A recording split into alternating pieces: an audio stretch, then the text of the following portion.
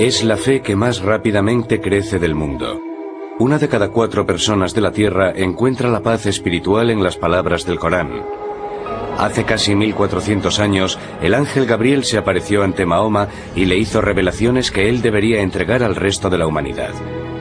Se pasó el resto de su vida comunicando el mensaje de Dios y estableciendo un ejemplo de cómo debería vivir todo ser humano.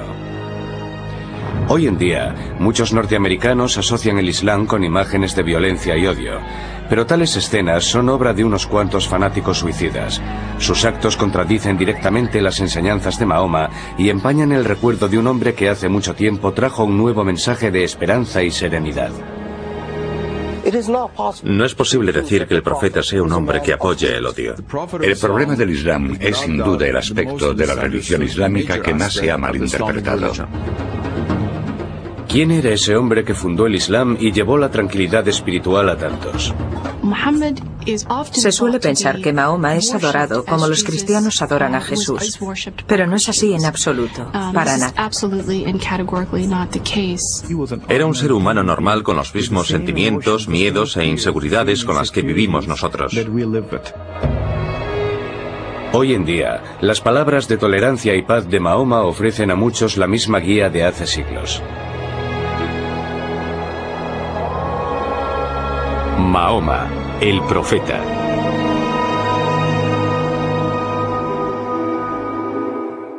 Por respeto a las creencias y prácticas de los musulmanes, en esta biografía no se mostrarán imágenes ni del profeta Mahoma ni de su familia inmediata. Allahu Akbar, Allah. 5 minutos cada día, más de 1.500 millones de personas miran hacia la antigua ciudad de la Meca y ofrecen sus oraciones a Alá. Desde Nueva York a Indonesia, desde Nigeria a las llanuras de Asia Central, los musulmanes repiten las palabras que aprendieron hace 1400 años de labios de un humilde mercader y profesor gentil llamado Mahoma. Hubo una época en la que era muy pobre y solo tenía una manta y la necesitaba, pero había un gato durmiendo sobre la manta, así que él cortó la parte de la manta que quedaba bajo el gato, porque no quería molestarlo. Cogió el resto de la manta y se marchó. La vida de Mahoma ibn Abdullah comenzó en el año 570 de nuestra era. Nació en la Meca, una próspera comunidad comercial en tierras de lo que hoy es Arabia Saudí. Nadie podía saber que la vida de ese niño se convertiría en los cimientos de una religión que un día cambiaría la historia. En la época en la que nació Mahoma, Arabia era una tierra estéril y dura, en la que de vez en cuando surgía un oasis. Los árabes que vivían en un mundo tan difícil emigraban de un sitio a otro, luchando para que sus ganados sobrevivieran en el duro desierto. Para sobrevivir en un sitio así, los árabes dependían del apoyo de su tribu. La tribu los protegía no solo del mal del desierto, sino de los interminables ataques y venganzas organizados por otras tribus. La vida social en la Arabia preislámica era feroz, y Mahoma nació en una época de violencia, tumultos y desesperación, no muy distinta a la nuestra. La estructura básica de la organización social era la tribu. Pero los nómadas del desierto también dependían de otros árabes que poco a poco habían construido ciudades pequeñas donde se dedicaban al comercio. La más próspera de dichas ciudades era la Meca, hogar del joven Mahoma. Mahoma era miembro de una tribu llamada los Quraysh, que habían abandonado la vida nómada y se habían convertido en prósperos comerciantes de caravanas. Había crecido siendo huérfano. A los 8 años estaba al cuidado de un tío que era el jefe de uno de los clanes de la tribu Quraysh. Como principal tribu de la Meca, los Quraysh también eran los guardianes del lugar santo más sagrado de los árabes, la Kaaba. Aunque reconocían a una deidad llamada Alá, también adoraban a muchos otros dioses y diosas en la antigua Kaaba.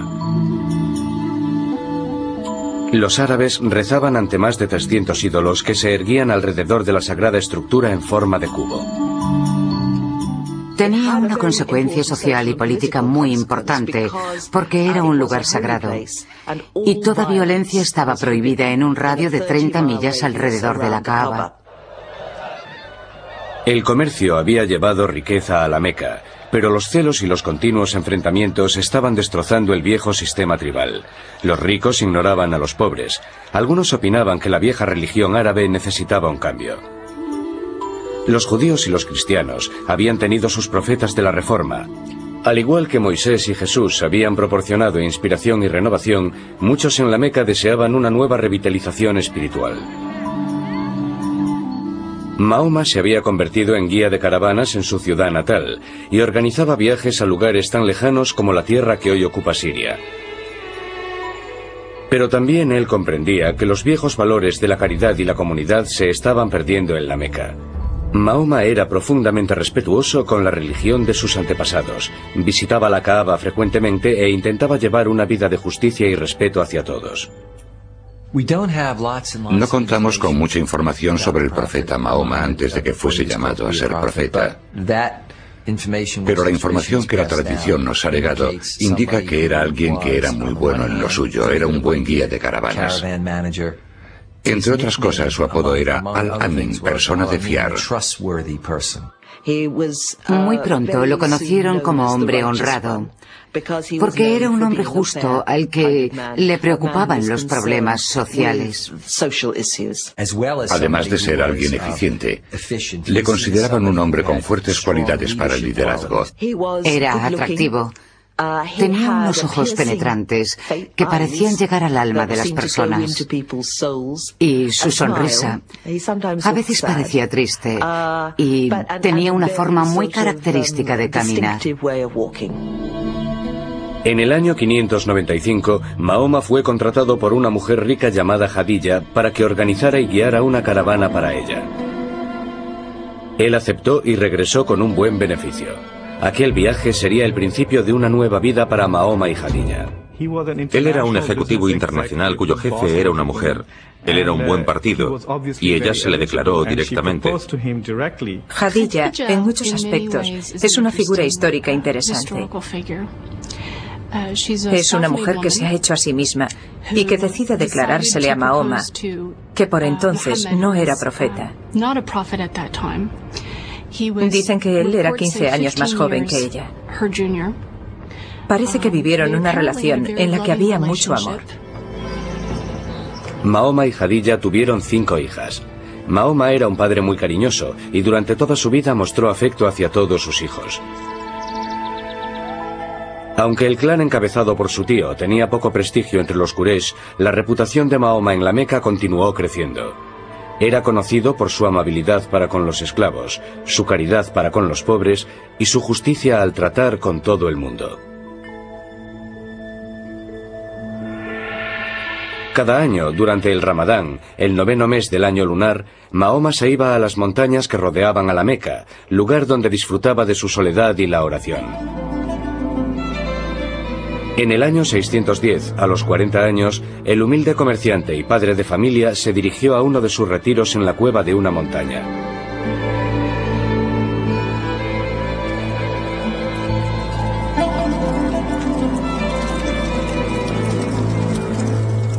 Día y noche, Mahoma permanecía en la cueva ayunando y orando. Una noche, mientras las llamas danzaban contra las oscuras paredes de la cueva, la vida de Mahoma cambió para siempre. De repente, un ángel que había tomado la forma de un hombre se apareció ante él y le ordenó: «Revela». Mahoma se sintió aterrado y confuso y dijo que él no tenía nada que revelar. El ángel atenazó a Mahoma en un sofocante abrazo, lo apretaba cada vez más hasta que parecía que le arrancaría del cuerpo hasta el último suspiro.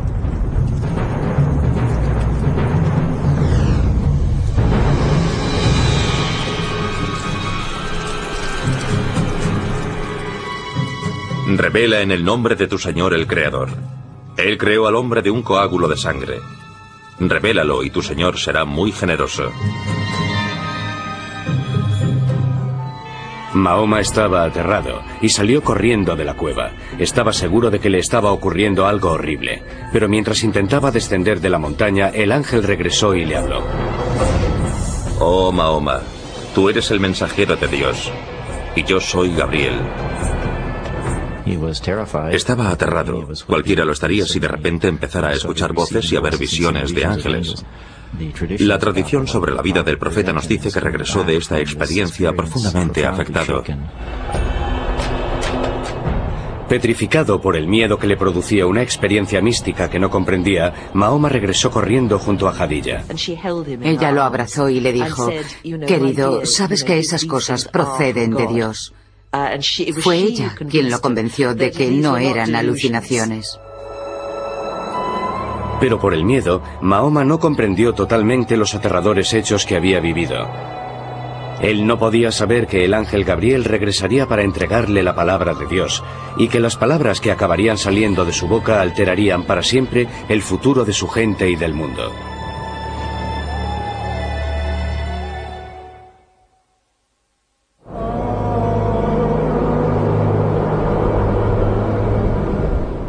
En el año 610, un comerciante árabe de 40 años con esposa e hijas había recibido la repentina visita de un ángel que le había ordenado convertirse en el mensajero de Dios.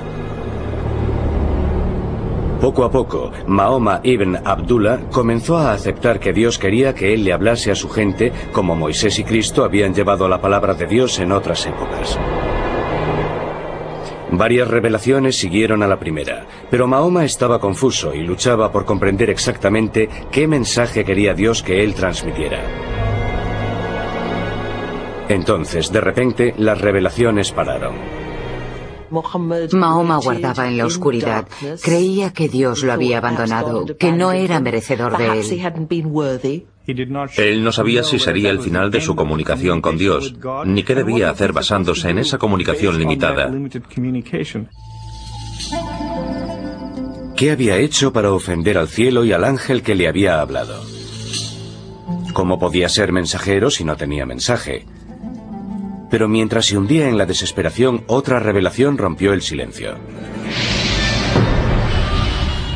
En el brillo de la mañana y en la quietud de la noche, tu Señor no te ha traicionado, ni se siente disgustado contigo. Lo que seguirá es mejor que lo que ha precedido, y pronto se te concederá aquello que te agradará. Mahoma ya tenía claro que no había malinterpretado las primeras revelaciones. En realidad, había sido llamado a decirle al mundo que no deben existir más dioses que el único Dios, Alá. A medida que iban llegando las revelaciones, las palabras se quedaban grabadas en la memoria de Mahoma. Al recitarlas, las iban copiando y formaron el Corán, el libro sagrado de Dios.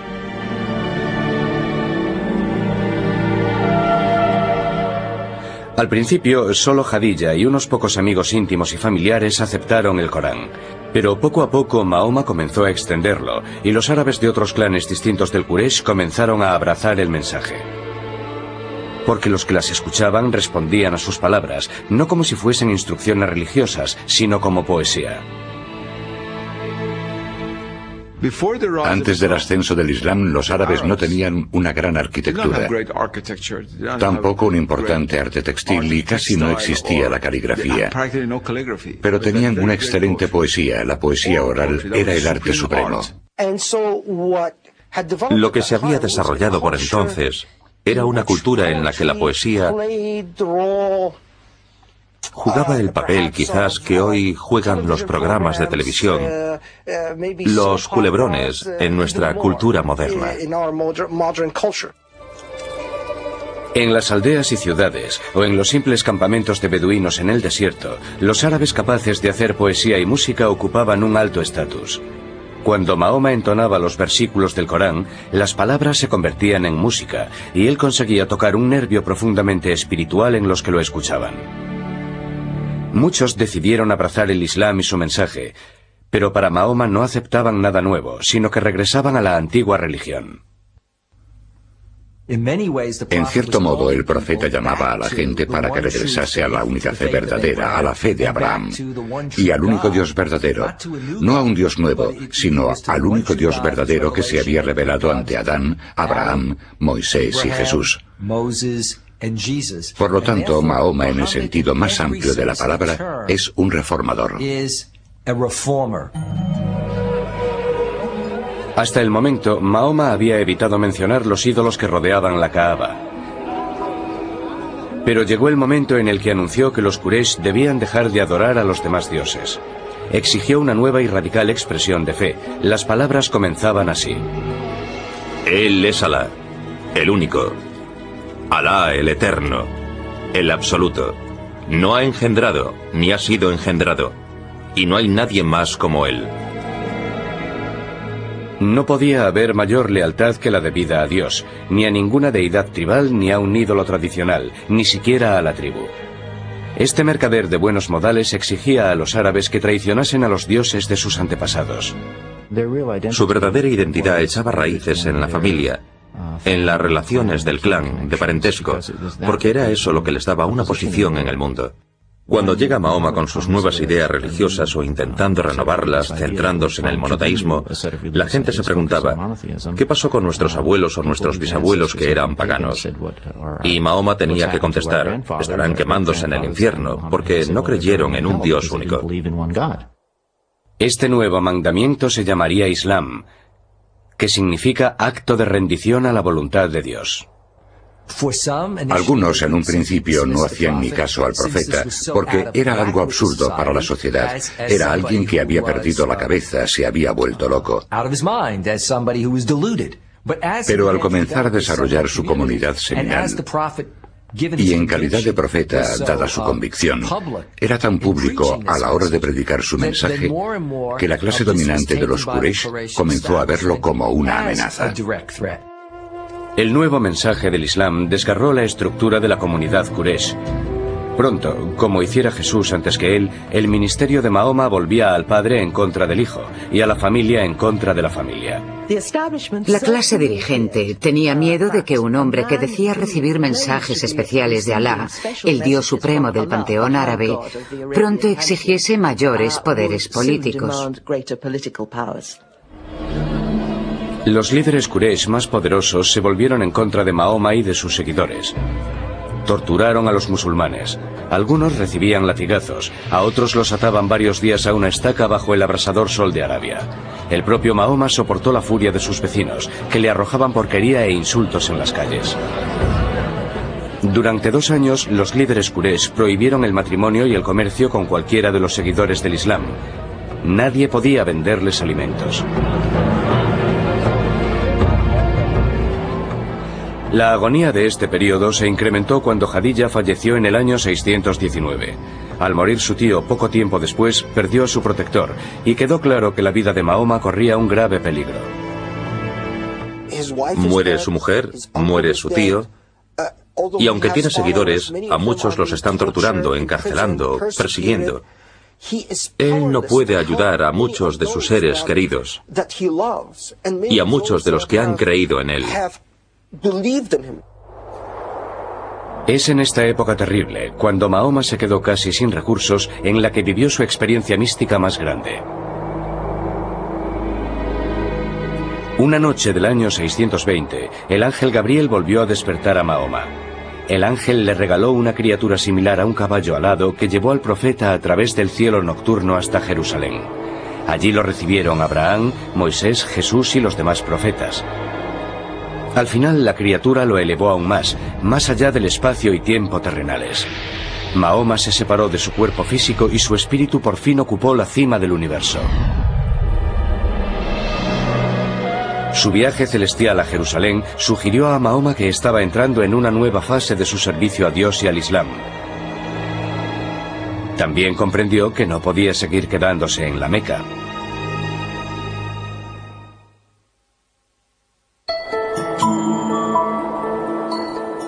A más de 200 millas al norte de la antigua Meca se encuentra el fértil oasis de Yatrib. Era una exuberante isla de verdor en medio de unas ásperas montañas volcánicas y de un suelo desértico incultivable. Su agua dulce y sus abundantes cosechas de grano y dátiles proporcionaban una cómoda vida. Pero Yatrib tenía problemas.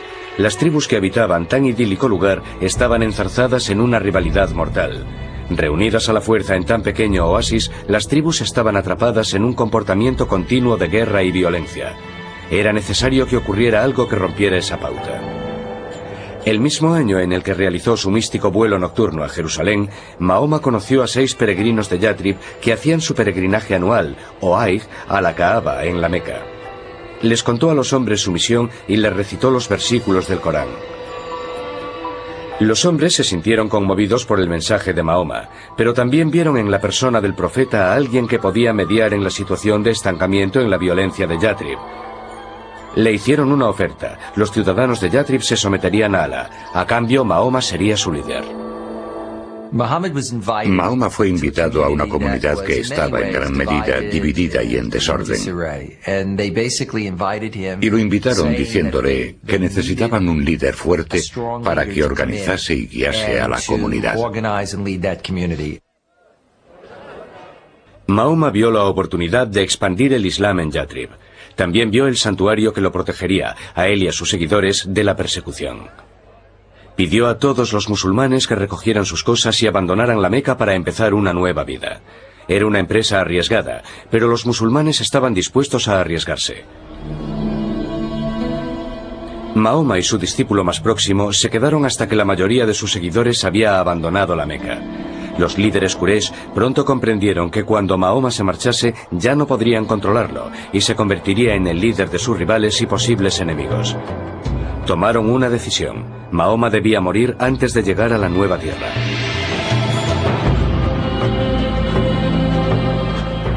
Para que ningún clan cargase con la responsabilidad, se decidió que un miembro de cada uno de ellos le clavaría una espada a Mahoma al mismo tiempo.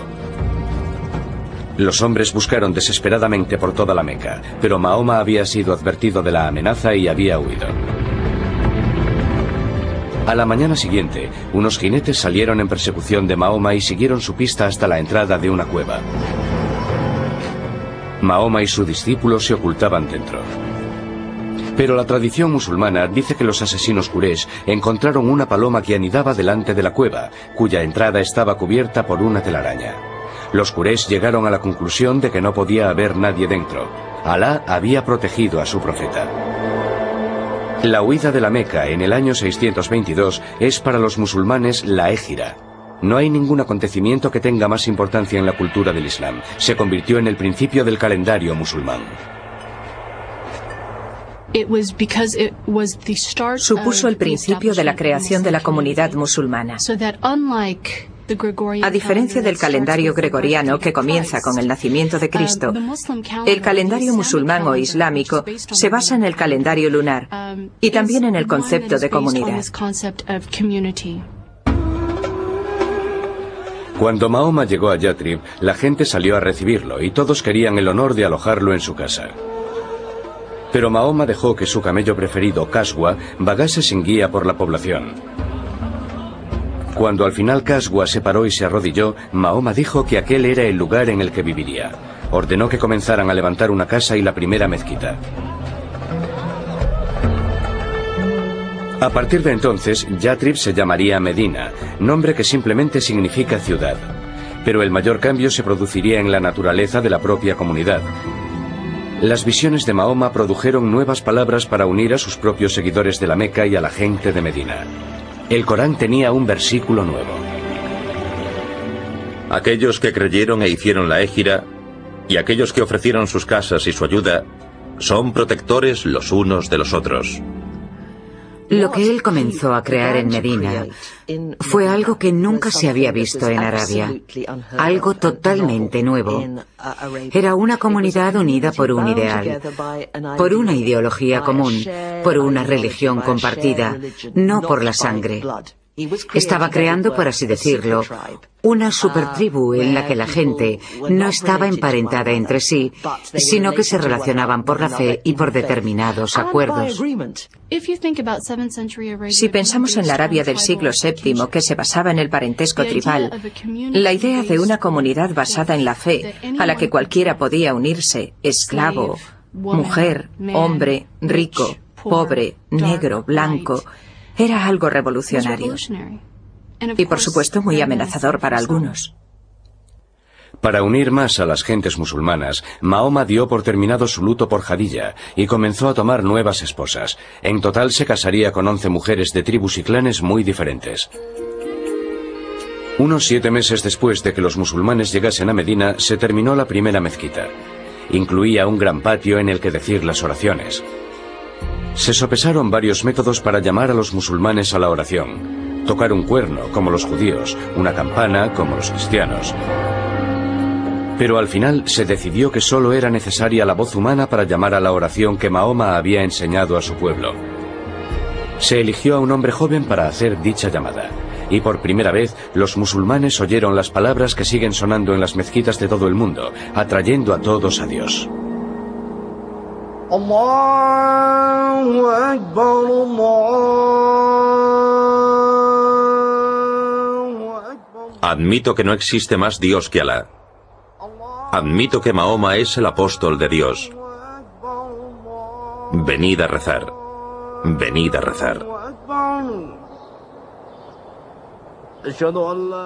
Mahoma creía que llamaba a los fieles a la vieja religión que los árabes habían compartido con el judaísmo y el cristianismo.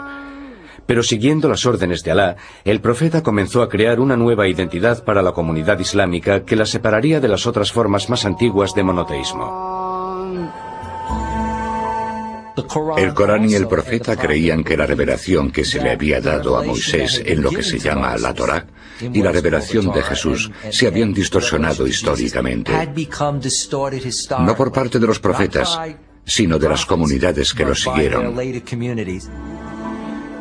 Para dramatizar el alejamiento del cristianismo y el judaísmo, otra orden pasó a formar parte del Corán.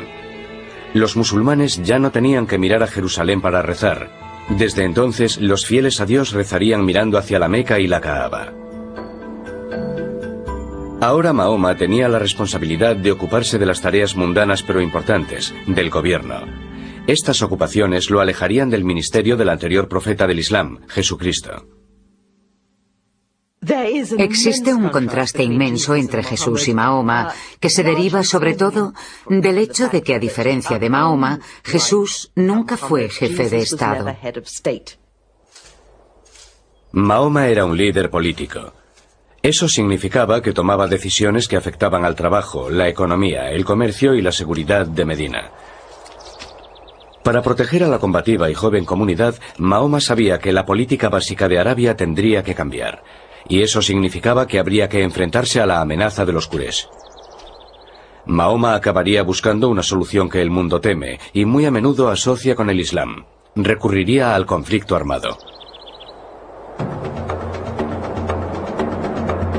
Desde los días de la Meca, las revelaciones de Dios habían llamado a los musulmanes a prepararse para luchar por llevar una vida moral y justa. La palabra árabe que designa esta lucha moral es yihad. La yihad iba a necesitarse en poco tiempo si la comunidad musulmana quería sobrevivir. Porque cuando el profeta y sus seguidores abandonaron la Meca, para todos estaba claro que llegaría el día en el que tendrían que defender sus creencias en la batalla. Ese día estaba cada vez más cerca. Por respeto a las creencias y prácticas de los musulmanes, en esta biografía no se mostrarán imágenes ni del profeta Mahoma ni de su familia inmediata.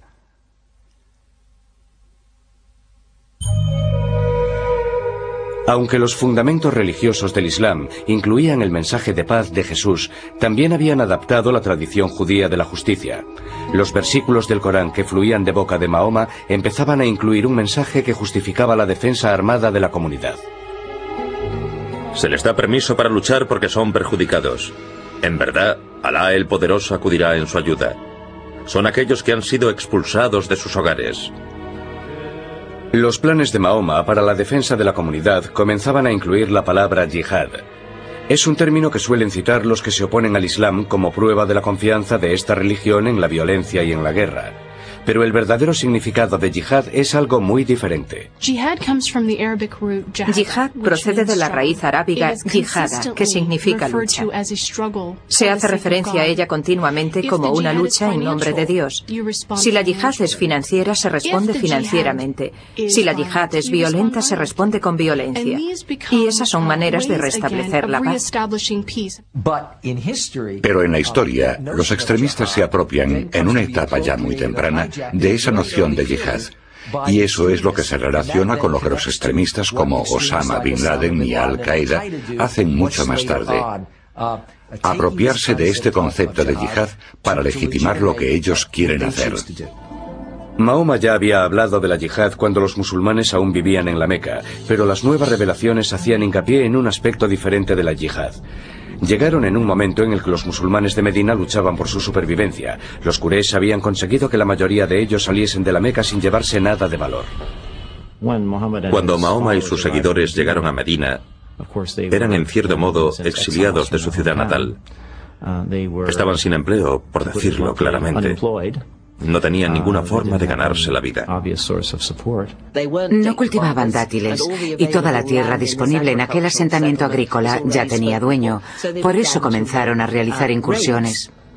Dios había dado a los musulmanes la orden de luchar, y ahora las revelaciones de Dios permitían que esa lucha incluyese el derecho a la supervivencia. Y así vemos cómo la yihad llega a definirse como el derecho y a veces la obligación de los musulmanes, tanto en calidad de individuos como de comunidad musulmana, a defenderse, a involucrarse en una guerra defensiva. Armado con la aprobación del Corán para defender su comunidad, Mahoma eligió una solución tradicional árabe: defiéndete atacando. Mahoma encabezaría el ejército que atacaría la caravana Quraysh más importante del año. El plan de Mahoma consistía en interceptar la caravana cuando ésta se acercase a los pozos de Badr, cerca del Mar Rojo. Pero antes de que sus fuerzas llegasen a los pozos, a la Meca llegaron noticias de la existencia del ejército musulmán. Los líderes Quraysh se escandalizaron por el hecho de que Mahoma intentase capturar su caravana. 1000 hombres salieron de la Meca para enfrentarse al ejército musulmán. Mahoma sabía que los Quraysh le obligarían a luchar. La noche anterior a la batalla, el profeta no sabía si sus hombres estaban dispuestos a morir en lo que ya se había convertido en una guerra. Pero después de escuchar las estimulantes arengas, sus seguidores juraron ofrecer sus vidas por el Islam. El ejército Quraysh superaba en número a los musulmanes en una proporción de 3-1. Pero al comenzar la batalla, Mahoma demostró poseer un gran sentido táctico, y sus guerreros luchaban con ferocidad. Los líderes Quraysh habían creído que con una demostración de su fuerza bastaría para vencer a los musulmanes. Pero a mediodía era el ejército de la Meca el que se dejaba dominar por el pánico y huía del campo de batalla. La entrega y unión del ejército musulmán habían salvado al Islam, pero el Islam se revelaría no solo merecedor de la victoria, sino también capaz de ser compasivo. Después de la primera victoria lograda por los musulmanes en la batalla de Badr, los musulmanes comenzaron, como solían hacer los árabes, a matar a los supervivientes.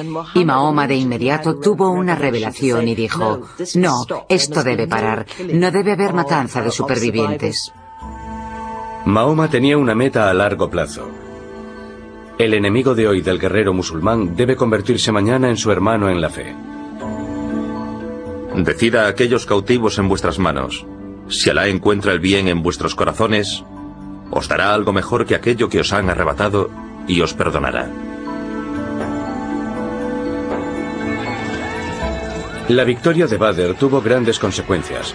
Después de la batalla, los conversos de toda Arabia empezaron a llegar a Medina. Al igual que los musulmanes, estos conversos vieron la victoria como una señal de la salvación de Dios y una protección similar a la división del Mar Rojo que hizo Dios para los israelitas.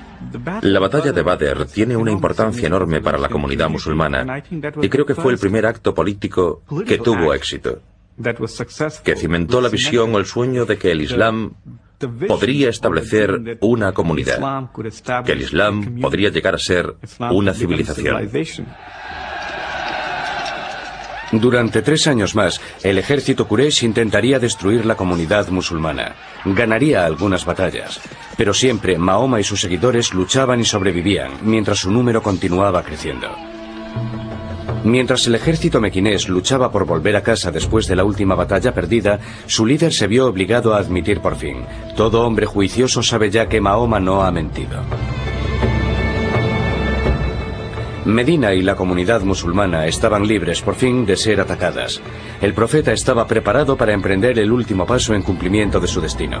Ese paso consistiría en regresar a la ciudad sagrada de la Meca.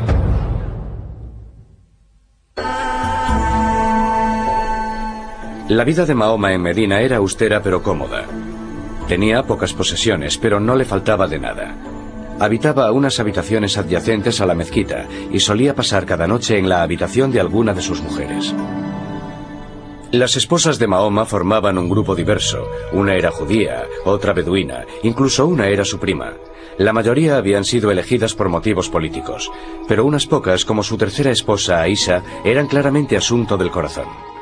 Mahoma dijo a sus seguidores que las revelaciones de Dios decían que cada hombre podía tomar no más de 4 esposas, y el marido debía tratarlas a todas como iguales.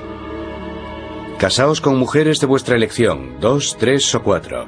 Pero si teméis que no podréis mantener la justicia entre vuestras esposas, entonces casaos solo con una. Con frecuencia, el mundo moderno opina que el Islam es machista, como poco, y misógino como mucho. Pero en realidad las enseñanzas de Mahoma proporcionaron nuevos derechos a las mujeres, que en el mundo cristiano tardarían siglos en conseguir. El primero fue el derecho a la vida. El Corán prohibía la práctica del infanticidio femenino, que había sido algo común en la Arabia anterior a su llegada. A las mujeres también se les concedió el derecho a la educación, a ser debidamente educadas como lo eran los hombres, a heredar, lo que significaba que también podían comprar y vender propiedades, lo cual implicaba que tenían que realizar transacciones comerciales. La costumbre de que la mujer musulmana lleve velo se considera erróneamente otro indicio del prejuicio del Islam contra las mujeres. La emancipación de la mujer era un proyecto muy querido para el profeta. El Corán no dice que las mujeres deban llevar velo o que deban recluirse en una parte distinta de la casa. Estas costumbres fueron adquiridas 3 o 4 generaciones después de la muerte del profeta. Creo que ser una mujer con educación contemporánea está más en la línea de lo que el profeta quería para la mujer que lo que hemos visto en la historia reciente del Islam. Mahoma había alcanzado un gran éxito. Sus seguidores en menos de 20 años habían pasado de ser un puñado a ser miles de devotos conversos. Pero no podía completar su misión mientras el lugar sagrado de la Kaaba continuase albergando ídolos. En enero del año 630, Mahoma puso rumbo a la Meca a la cabeza de un ejército de 10.000 hombres. Cuando los musulmanes se acercaban a la ciudad sagrada, los mequineses no intentaron resistir. Estaba claro que los viejos dioses de los Quraysh no tenían poder ante el Islam. El profeta no deseaba derramar sangre. Proclamó la amnistía como símbolo de su deseo de unir a todas las gentes como hijos de un solo Dios. Las únicas víctimas que deseaba seguían sentadas en la Kaaba. El profeta entró en la estructura sagrada y dirigió la destrucción de los 365 ídolos mientras recitaba el siguiente versículo: La verdad ha llegado y conquistado la falsedad. Mahoma había validado su visión y proclamado al mundo la fuerza y vitalidad del Islam. Cuando falleció en junio del año 632, el profeta había llevado la paz a Arabia. Había transformado una religión de muchos dioses en un poderoso monoteísmo basado en una guía moral y ética para la vida diaria. Pero la muerte de Mahoma marcó el nacimiento de la gran era del Islam. En cuestión de 100 años, las palabras del profeta se extendieron desde Arabia al resto del mundo. Mientras la cultura árabe se mezclaba con el saber griego y bizantino, la era de la ilustración islámica proporcionó enormes avances en matemáticas, astronomía, medicina, literatura y arquitectura. ¿Quién iba a pensar hoy en día, y mucho menos entonces, que un hombre nacido huérfano, en una sociedad árabe dividida, analfabeto, guía de caravanas, crearía una tradición religiosa cuya presencia física, a los 100 años de su muerte, se extendería desde Arabia hasta el norte de África y hasta la India? Y siempre advertía a sus seguidores que no lo convirtieran en un Jesús, que jamás dijeran que era divino. Decía que solo era un hombre corriente. El hecho de que llevara lo que podríamos llamar una vida normal lo hace muy atractivo para muchos musulmanes, para la mayoría de los musulmanes. Que se casara, tuviera hijos, son cosas que lo hacen muy accesible como modelo para la gente. Muchos siglos después de desaparecer, la vida de Mahoma sigue siendo la base de la fe que fundó. En la actualidad, es la religión que más rápido crece en el mundo. Mientras estos devotos responden a la antigua llamada a la oración, cada uno de ellos sigue el ejemplo del profeta para que proporcione paz y serenidad a su vida diaria. La antigua Kaaba sigue estando en la Meca, y millones de peregrinos acuden allí cada año para volver sobre los pasos del profeta. El lugar de la ascensión de Mahoma sobre su criatura alada para encontrarse con Dios es hoy en día la mezquita de la Cúpula de la Roca, en Jerusalén. La puerta de Mahoma al cielo se ha convertido, por desgracia, en el centro de la enemistad y el odio entre dos pueblos que comparten las mismas fuentes, los mismos comienzos. Algunos musulmanes que toman parte en la violencia utilizan las palabras de un hombre compasivo para legitimar sus actos de crueldad y odio. Citan versículos del Corán como inspiración de sus monstruosas ambiciones. Desde el 11 de septiembre hemos oído a Osama Bin Laden recitar algunos versículos del Corán muy sanguinarios. Pero lo que Bin Laden no hace es mencionar o recitar los versículos que en cada caso siguen a esos tan feroces. Siempre dicen, pero el perdón es mejor. Si queremos coger parte del relato, uno de los capítulos, y desarrollar un concepto del profeta basándonos en ese único capítulo, claro que nos saldrá distorsionado y percibiremos al profeta como un hombre violento, un hombre que odia. Cuando la gente comete injusticias, es violenta en nombre del Islam. Comete injusticias y es violenta contra Mahoma y contra Dios.